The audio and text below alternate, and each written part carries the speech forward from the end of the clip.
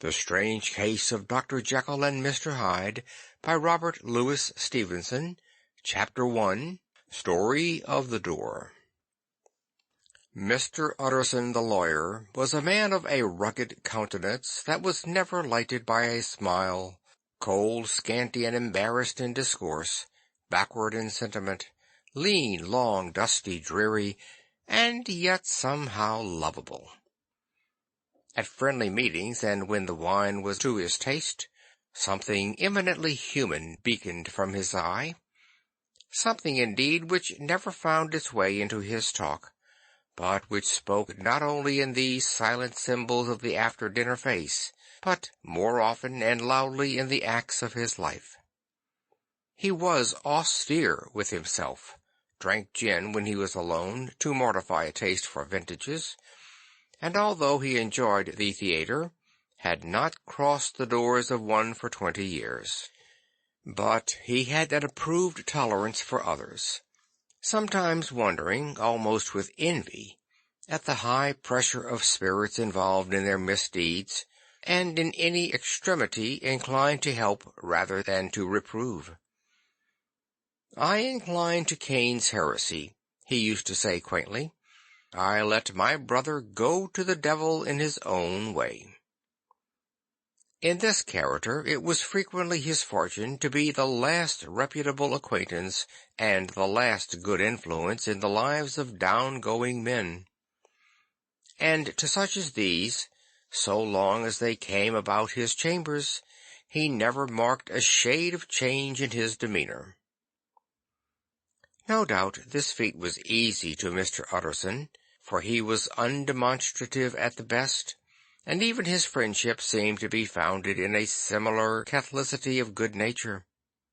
It is the mark of a modest man to accept his friendly circle ready-made from the hands of opportunity, and that was the lawyer's way. His friends were those of his own blood or those whom he had known the longest. His affections, like ivy, were the growth of time. They implied no aptness in the object. Hence, no doubt, the bond that united him to Mr. Richard Enfield, his distant kinsman, the well-known man about town. It was a nut to crack for many what these two could see in each other, or what subject they could find in common. It was reported by those who encountered them in their Sunday walks that they said nothing, looked singularly dull, and would hail with obvious relief the appearance of a friend. For all that, the two men put the greatest store by these excursions, counted them the chief jewel of each week, and not only set aside occasions of pleasure, but even resisted the calls of business, that they might enjoy them uninterrupted. It chanced on one of these rambles that their way led them down a by-street in a busy quarter of London. The street was small and what is called quiet, but it drove a thriving trade on the weekdays. The inhabitants were all doing well, it seemed, and all emulously hoping to do better still, and laying out the surplus of their gains in coquetry, so that the shop fronts stood along that thoroughfare with an air of invitation, like rows of smiling saleswomen. Even on Sunday, when it veiled its more florid charms and lay comparatively empty of passage, the street shone out in contrast to its dingy neighborhood, like a fire in a forest, and with its freshly painted shutters, well-polished brasses, and general cleanliness and gaiety of note, instantly caught and pleased the eye of the passenger. 2 doors from one corner, on the left hand going east, the line was broken by the entry of a court, and just at that point a certain sinister block of building thrust forward its gable on the street. It was 2 stories high, showed no window, nothing but a door on the lower story and a blind forehead of discolored wall on the upper, and bore in every feature the marks of prolonged and sordid negligence. The door, which was equipped with neither bell nor knocker, was blistered and disdained. Tramps slouched into the recess and struck matches on the panels. Children kept shop upon the steps. The schoolboy had tried his knife on the mouldings, and for close on a generation no one had appeared to drive away these random visitors, or to repair their ravages. Mr. Enfield and the lawyer were on the other side of the by-street, but when they came abreast of the entry, the former lifted up his cane and pointed. "Did you ever remark on that door?" he asked, and when his companion had replied in the affirmative, "It is connected in my mind," added he, "with a very odd story." "Indeed," said Mr. Utterson, with a slight change of voice. "And what was that?" "Well, it was this way," returned Mr. Enfield. "I was coming home from some place at the end of the world about 3 o'clock of a black winter morning, and my way lay through a part of town where there was literally nothing to be seen but lamps. Street after street, and all the folks asleep.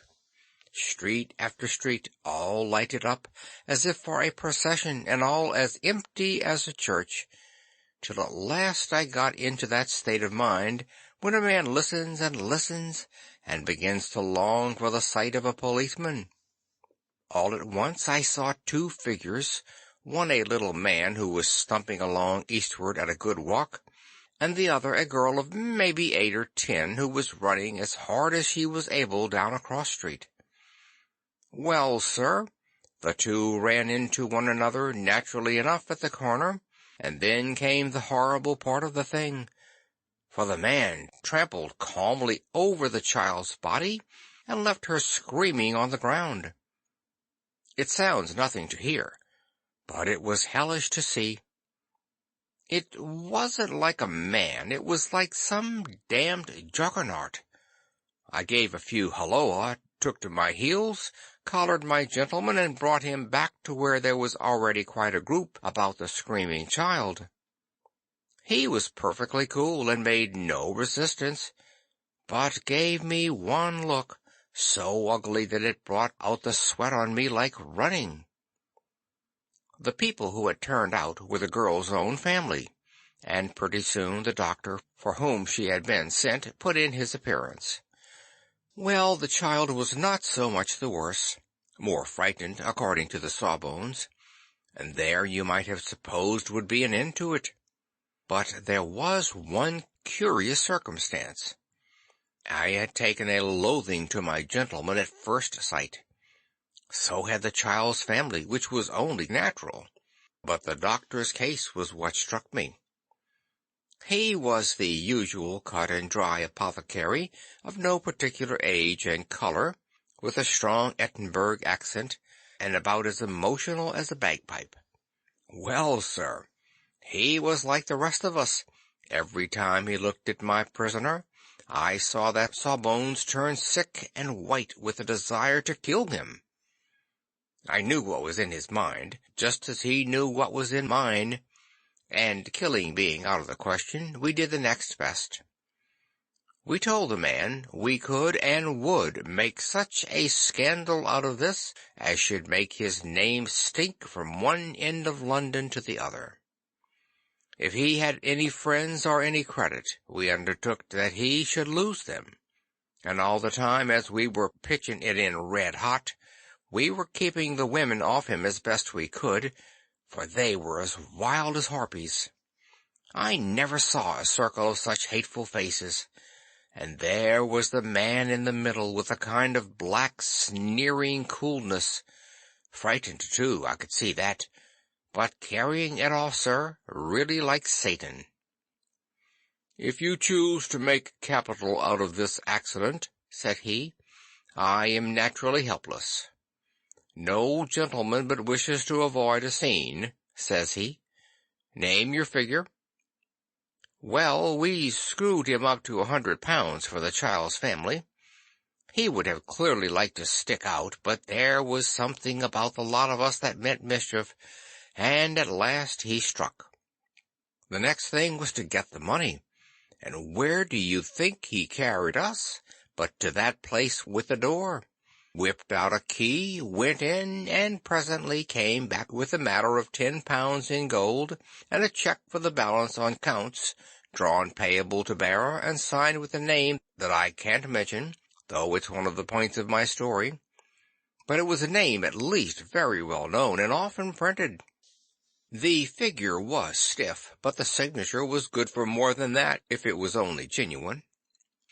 I took the liberty of pointing out to my gentleman that the whole business looked apocryphal, and that a man does not in real life walk into a cellar door at 4 in the morning and come out with another man's check for close upon £100.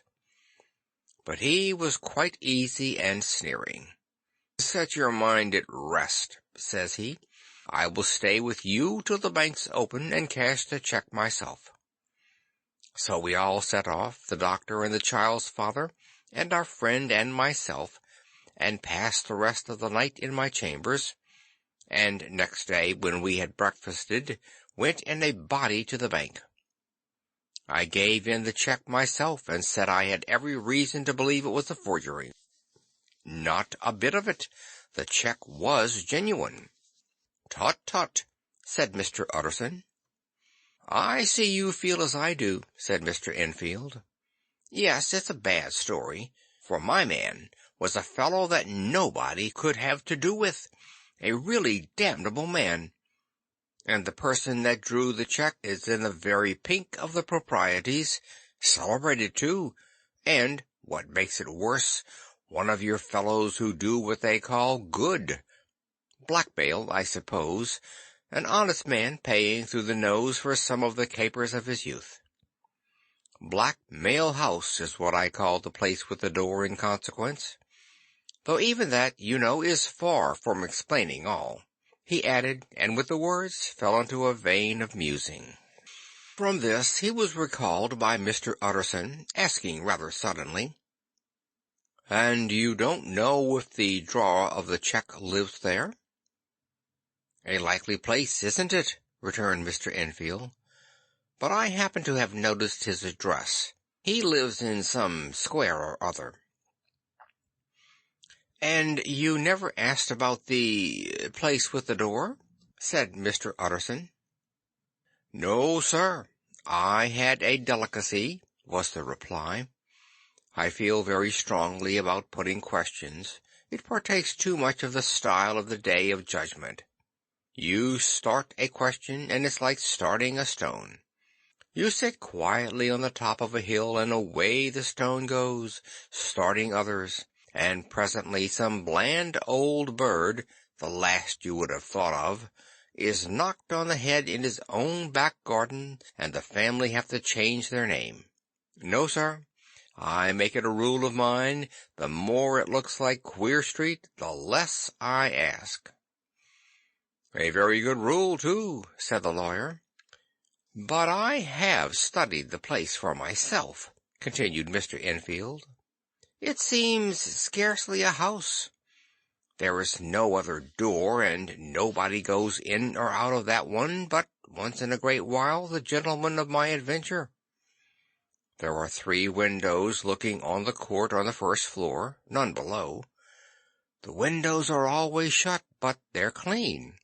And then there is a chimney which is generally smoking, so somebody must live there. And yet it's not so sure, for the buildings are so packed together about the court that it's hard to say where one ends and another begins." The pair walked on again for a while in silence, and then, "Enfield," said Mr. Utterson, "that's a good rule of yours." "Yes, I think it is," returned Enfield. "But for all that," continued the lawyer, "there's one point I want to ask. I want to ask the name of that man who walked over the child." "Well," said Mr. Enfield, "I can't see what harm it would do. It was a man of the name of Hyde." Said Mr. Utterson. "What sort of a man is he to see?" "He is not easy to describe. There is something wrong with his appearance, something displeasing, something downright detestable. I never saw a man I so disliked, and yet I scarce know why. He must be deformed somewhere. He gives a strong feeling of deformity, although I couldn't specify the point.